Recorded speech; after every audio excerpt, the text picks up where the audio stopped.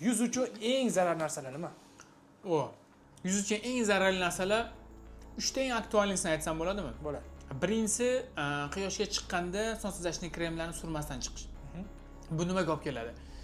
Yuz terisini tezroq qurishiga, elastikligini, turgirligini kamayishiga va hamda yuzni qurishgandan keyin tezroq ajin tushishiga olib keladi. Ya'ni yuz terisi sinuvchan bo'lib qoladi. Bu уже odamlarda tez ajin paydo bo'lgandan keyin oddiy yondagilarga nisbatan yosh tez katta ko'rinadi, o'zini yoshiga nisbatan. Bu eng yomoni.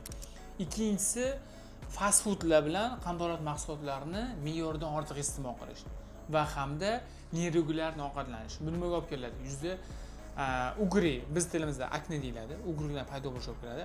Ugri bo'lgandan keyin ko'pchilik bilan siqadi, shiladi, boshqa qiladi. Undan keyingi bu narsa yuzdagi chandiqlar paydo bo'lishi olib keladi. Bu уже kosmetik defekt beradi yuzga. Uchinchi eng zarari bu yuzni ha deb ushlayverish. Ya'ni qo'l bilan. Qo'limiz doim chisti bo'lmaydi. Qo'lda mikroblar, har xil bakteriyalar bo'ladi. O'sha narsalar bilan toza yuz ushlagandan keyin yuzga infeksiya, mikrobakteriyalar tushishiga olib keladi yoki har xil dog'lar paydo bo'lishiga olib keladi.